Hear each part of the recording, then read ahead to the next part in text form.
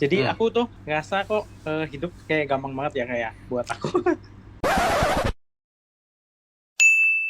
Ini bisa ada ruang buat sponsor, jadi kayak sambil gua ngobrol gitu kan, mungkin kalau ada teman-teman dari brand yang pengen product placement di situ kan sini, itu kan masih kelihatan bisa lah. Atau misalnya minuman gitu kan, minuman, wah di sela-sela minum. Halo, gue Jonathan N dan kita kembali lagi di Qubits, curhat berbayar tapi gratis. Kali ini gue kedatangan seseorang yang bernama Ronald, nama panjangnya Ronald McDonald. Wow, oh kalau McDonald kamu mau sponsorin gitu kan bisa kan? Jadi sambil curhat sambil mendengarkan, gue sambil makan McD gitu juga boleh loh. Tapi tanpa berlama-lama, kita langsung panggil Ronald. Ron, Ya, halo siang Kak. halo, gimana Ron? Mau curhat apa? Ya nih Kak, jadi Hmm. aku tuh ngerasa kok hidup kayak gampang banget ya kayak buat aku. Jadi kurang challenging gitu Kak. Oke. Jadi kan aku kuliah. Ya. Waktu kuliah kan wajib magang tuh. Nah, Ya. habis magang, selesai magang langsung kerja. Mhm. Dan di multinational company, terus berjalannya sambil kerja tuh aku juga jalanin bisnis karena sebenarnya dari SMP itu emang suka bisnis kan. Ya. Gitu. Oh, Tapi dari kan SMP dulu, udah suka waktu bisnis. kecil kan SMP ya, ngapain dulu? cuman jualan-jualan ya bisa buat jajan aja lah gitu kan. Oke, terus? Jual-jual makanan gitu. Penghasilannya ya buat jajan aja gitu. Ya. Terus ya jadi masuk multinational company, gajinya lumayan gitu kan. Terus tapi kan masih gatel gitu ya, masih suka bisnis, kerja-kerja ini itu. Terus coba jalanin bisnis. Nah, jalanin bisnis di bulan pertama itu langsung dapet sama dengan gaji gitu. Jadi gajinya langsung ke kali 2 gitu di bulan pertama. Right. Terus? Nah, itu baru jalan berapa bulan, terus pandemi itu. Pandemi, WFH, terus aku pulang ke daerah gitu. Itu kamu masih bekerja enggak? Masih di kantor. Oh, oke. Terus? Masih. Jadi WFH terus pulang ke daerah, masih kerja kantor gitu. Tapi karena waktu luang semakin banyak, aku bisnis, aku buka satu bisnis lagi gitu, jualan online. Yep. Nah di jualan online ini melesat banget Kak John. Jadi kayak di 6 bulan pertama gitu. Jadi jalan nih 6 bulan, di bulan ke-6 itu omsetnya udah 1M sendiri. Oke, di bisnis jualan online ini gitu. Yang itu udah sangat jauh penghasilannya dari kerjaan kantor. Dan aku tuh memutuskan resign karena aku ngerasa waktuku kayak dibeli sama perusahaan ini gitu. Jadi aku terkekang, aku nggak bisa ngerjain yang lain gitu. Walaupun waktu masih kerja kantor pun aku udah sempet hire karyawan. Kayak misalnya aku udah punya 2 atau 3 gitu sambil. Jadi sambil aku kerja kantor, aku juga bikin kantor sendiri gitu. Jadi di kantorku aku punya karyawan, tapi aku kerja di tempat lain. Iya, betul. Nah, habis itu aku mutusin untuk resign. Terus ya bisnisnya jalan stabil dan growth-nya cukup lumayan. Penghasilannya juga cukup gede. Nah, yang jadi masalah adalah jadi aku punya penghasilan yang sangat cukup, sangat lebih dari cukup. Tapi itu aku nggak tahu uangnya mau diapain nih gitu. Kayak aku belum punya kebutuhan, terus aku juga di rumah jadi nggak ada pengeluaran gitu, semua makan segala macam dari orang tua. Habis itu secara bisnis sih sehat sih maksudku. Stok di gudang juga udah one month running rate gitu-gitu. Jadi nggak ada masalah. Tapi aku jadi kayak beli aset yang kontraproduktif gitu. Kayak misalnya, yaudah deh aku beli rumah di Jakarta gitu. Aku beli ini ya jadinya hal-hal yang nggak penting gitu yang aku beli karena aku nggak tahu uangnya mau buat apa lagi. Right. Gitu sih Kak John. Oke. Orang hidup susah bingung, hidup muda juga bingung ya. Tapi mungkin gini.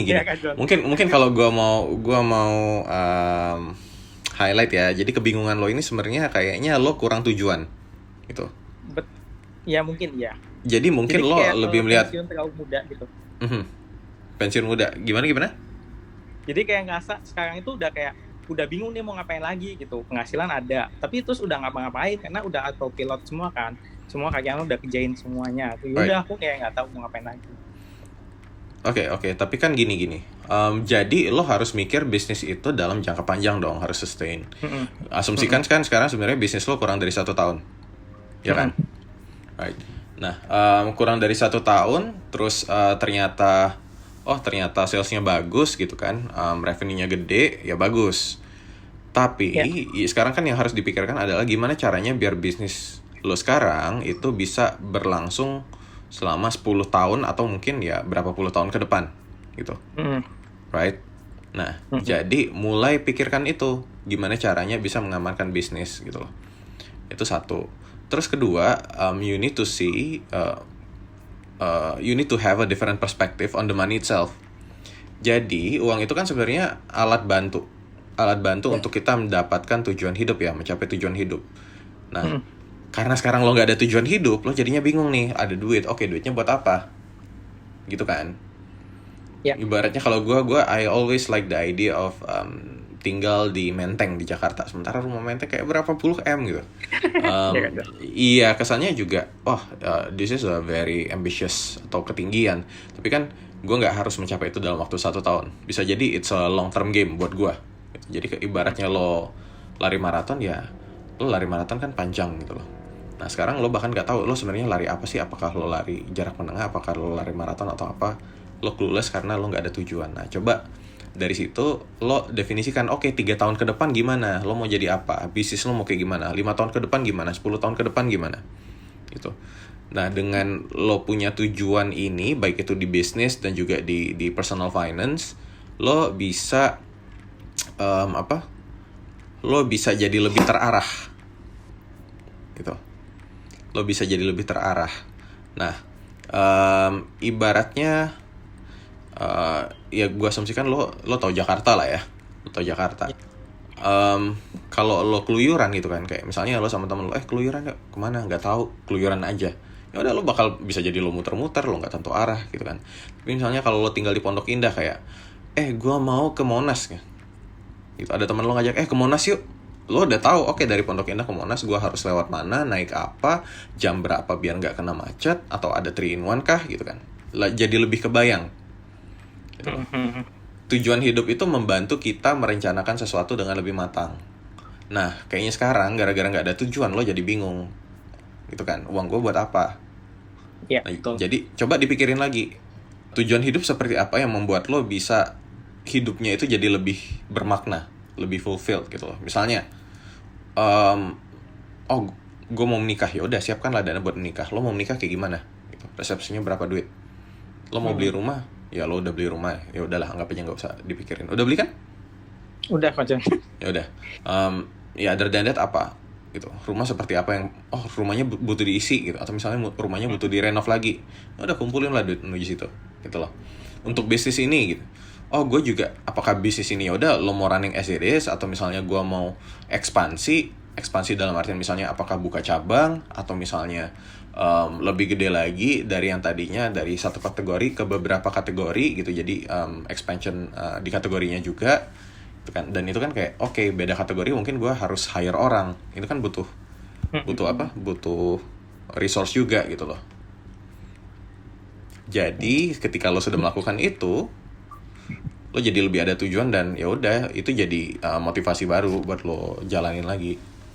Mungkin yang kepikirkan sih kalau misalnya buka bisnis lagi atau melebarkan ke ranah kategori lain, itu takutnya mengganggu bisnis yang udah ada malah.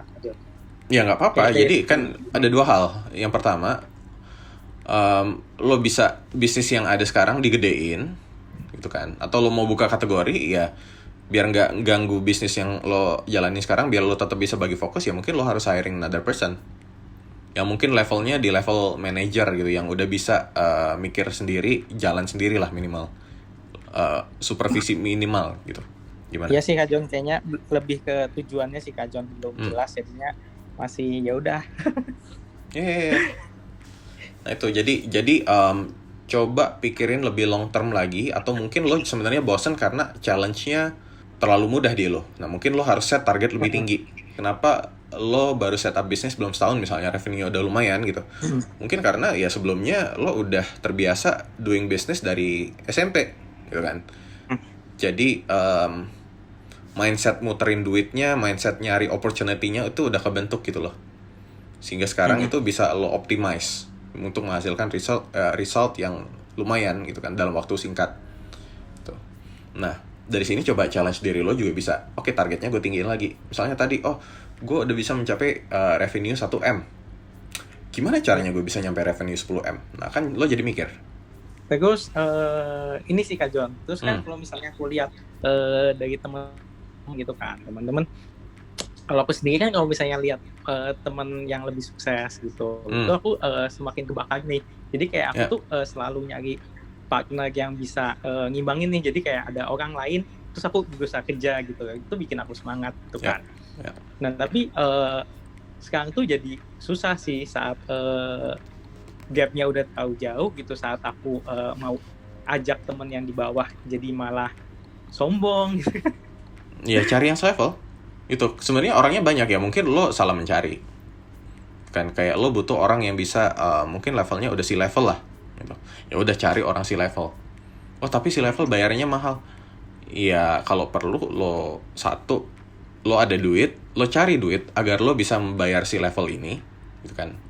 Toh ya kan lo ngerti lah bisnis gitu, ada masukin ke operational cost aja lah gitu kan.